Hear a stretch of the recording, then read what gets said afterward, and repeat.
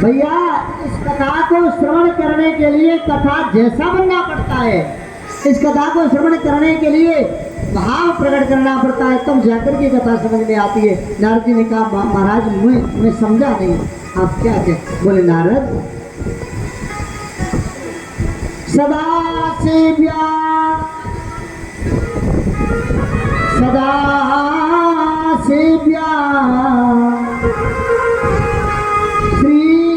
श्रीमद्भागवती कथा यस्या श्रवणमात्रेण हरिचित्तं समाश्रयेत्।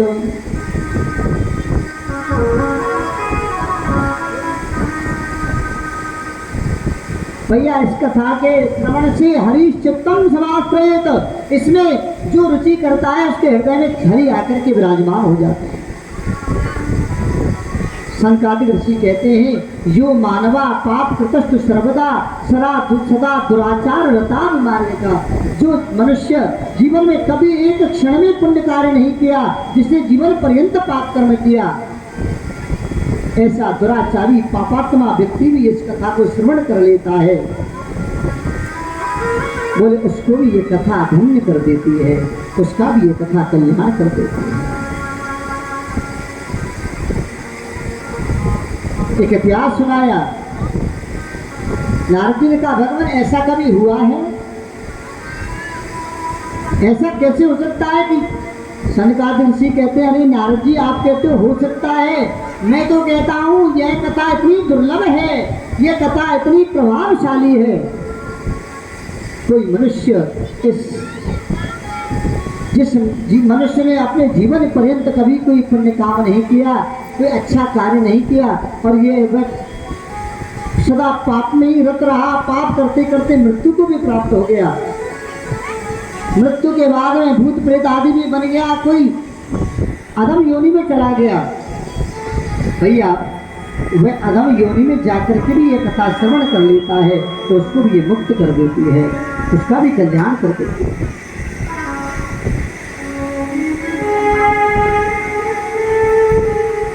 नारद जी ने कहा ऐसा कभी हुआ है तो एक उदाहरण बताइए। संकादिक ऋषि कहते हैं एक आत्मदेव नाम के ब्राह्मण हुए, उनका दो पुत्र हुए। बहुत समय तक कोई पुत्र नहीं हुआ, बड़ी यत्न प्रयत्न किए, अंत में आत्महत्या करने का मन में विचार कर लिया। आत्महत्या करने के लिए घर त्याग करके जंगल में चले गए, मृत्यु प्राप्त करना चाहते हैं, आत्महत्या करना चाहते हैं। उसी समय एक संत का दर्शन हुआ।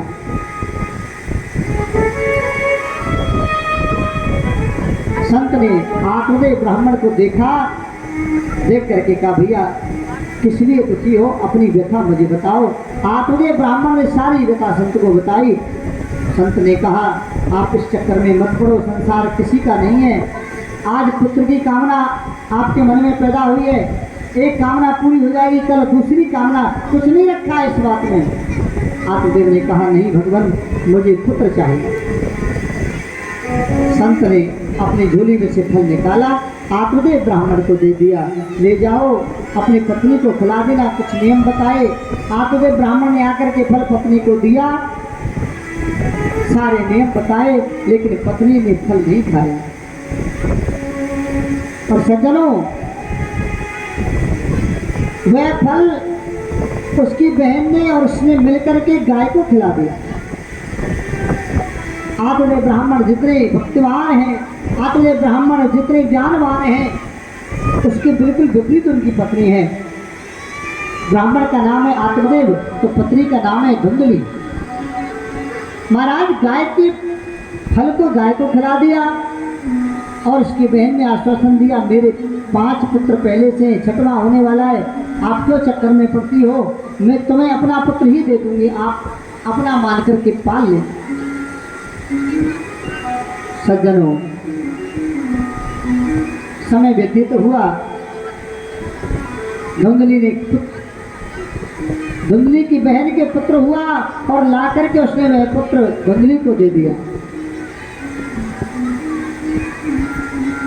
धुंधली ने अपने पति से कहा मेरे सकुशल पुत्र हुआ है, मैं मेरा पुत्र है तो मैं ही इसका नामकरण करूंगी, अपने नाम से मिलता जुलता नाम रख दिया।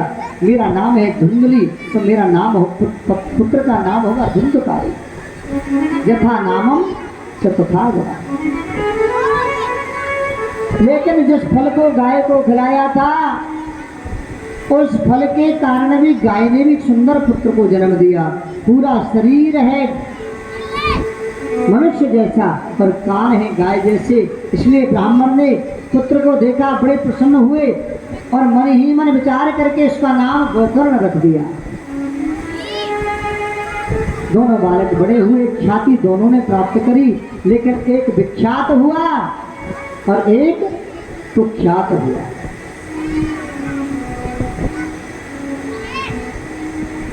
गोकर्ण पंडितो ज्ञानी, धुंधकारी महाकलह। भैया गोकर्ण जी महाराज परम विद्वान, शास्त्रों के निष्णात ज्ञाता हुए और धुंधकारी महान दुष्ट हुआ। दूसरों के बच्चों को उठा करके ले जाता, कुएं में डाल देता, मार डालता, बड़ा आतताई हुआ। पुत्र के ऐसे अपराधों से दुखी होकर के एक दिन गोकर्ण जी रोने लगे। गोकर्ण एक दिन आतुर ब्राह्मण रोने लगा। गोकर्ण जी महाराज आए, समझाया, पिताश्री क्यों रो रहे हो? सारी व्यथा बताई। बेटा, मेरे पुत्र धुंधकारी ने मेरे जीवन को नष्ट कर दिया, बर्बाद कर दिया। रात्रि भर गोकर्ण जी ने आत्मदेव ब्राह्मण को ज्ञान प्रदान किया, शिक्षा प्रदान की। पिताश्री, यह संसार असार है, इसमें कोई किसी का पुत्र नहीं है। कश्यपे पुत्र पुत्राद्या मोह एवं ही कारणम। घर छोड़ करके आत्मदेव ब्राह्मण चले गए। धुंधकारी 5 मास वेश्याओं को लेकर के घर में रहने लगा। एक दिन वेश्याएं जो कुछ मांगती ला करके देता है। एक दिन वेश्याओं ने बहुत सा धन मांगा, ला करके दिया। वेश्याओं ने विचार किया, हम जो कुछ मांगती वही ला करके हमें देता है, एक दिन राजा उसको पकड़ लेगा, उसके साथ हमें भी सजा मिलेगी। क्यों ना हम ही इसको मार दें और सारा धन लेकर के हम भी यहाँ से चल पड़े। और वेश्याओं ने सोते हुए धुंधकारी को रस्सियों से बांध करके मारने का प्रयास किया। अति पापी के प्राण भी जल्दी नहीं निकलते। जलते हुए अंगारे लाकर धुंधकारी के मुंह में ठूस दिए और धुंधकारी का प्राणांत हो गया। वेश्याएं धन लेकर के चली गई। सज्जनों, समय व्यतीत तो हुआ। एक दिन माता ने भी अपने घर अपने कुएं में जाकर प्राण आत्महत्या कर ली और पिताजी वैराग्य लेकर जंगल में चले गए। पूरा परिवार नष्ट हो गया। एक दिन गोकर्ण जी महाराज अपने गांव में तीर्थाटन से लौट करके आए और अपने पिता के घर को देख करके वहीं पर विश्राम करने लगे। रात्रि में मौका पाकर के धुंधकारी प्रेत रूप में प्रकट हुआ गोकर्ण जी के सामने और अपनी मुक्ति के लिए प्रार्थना करने लगा। गोकर्ण जी ने देखा कि कोई दुर्गति को प्राप्त हुई आत्माएं कभी अग्नि का रूप बनाकर प्रकट होती है, कभी वायु का रूप बनाता है, कभी हाथी घोड़े का रूप बनाता है। हाथ में जल लिया, गायत्री मंत्र से जल को मंत्रित करके छीटा दिया। उस प्रेत में बोलने की शक्ति मिली और बोल करके कहने लगा, भैया भैया मेरा नाम धुंधकारी है और मैं तुम्हारा भाई हूँ। अयम भ्राता त्वदीयोऽस्मि धुंधकारी नामतः स्वकीयेनैव दोषेण ब्रह्मत्वं नाशितं मया। भैया मेरा नाम धुंधकारी है, मैं तुम्हारा ही भाई हूँ। गोकर्ण जी ने कहा, तुम धुंधकारी या प्रेत बन करके पड़े हो, क्या बात है? मैंने तुम्हारी मृत्यु का समाचार गया जी में सुना था और मैंने तुम्हारे लिए गया श्राद्ध किया, क्या तुम मुक्त नहीं हुए? धुंधकारी ने कहा, भैया मेरे जैसा पापी 100 बार गया श्राद्ध से भी मुक्त नहीं हो सकता। कुछ और करिए, कुछ और प्रयास करिए। सज्जनों, गोकर्ण जी महाराज ने सूर्य की उपासना करी। सूर्य भगवान प्रकट हुए। प्रकट होकर के सूर्य भगवान ने कहा, यदि अपने भाई को मुक्त करना चाहते हो तो इस दुनिया में मुक्ति का उपाय केवल एक ही है, और वह श्रीमद् भागवतान मुक्ति। आप अपने भाई को भागवत जी की कथा सुनाइए।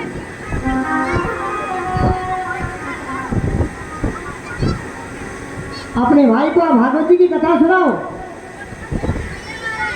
महाराज गोकर्ण जी महाराज ने समस्त ग्रामवासियों को एकत्रित किया और अपने उस पिता के पुराने घर पर ही गोकर्ण जी के निमित्त भागवत जी की कथा सुनाई।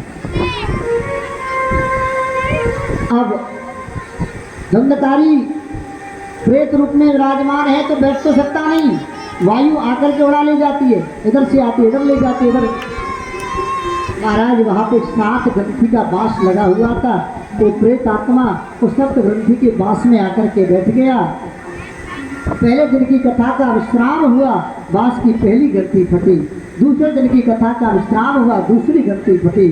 7 दिन में 7 ग्रंथियों को फाड़ करके वो प्रेत धंधकारी दिव्य रूप में प्रकट हो गए। श्री गोकर्ण जी महाराज की जय हो।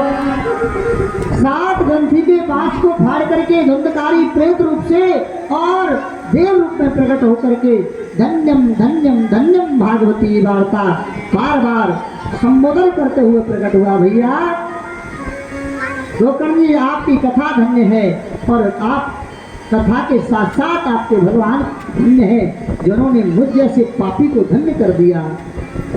मैंने अपने जीवन में कभी कोई पुण्य का कार्य नहीं किया, धंधकारी कह रहा है। मैंने अपने माता पिता की कभी सेवा नहीं करी, मैंने छलछत्र किया, मैंने हत्याएं करी, मैंने पाप कर्म किए, एक क्षण भी मैंने दान यज्ञ पुण्य कोई काम नहीं किया। मैंने वैश्यागमन किया और वैश्याओं ने मुझे मार दिया और मरने के बाद मैं भटकता रहा प्रेत योनि में।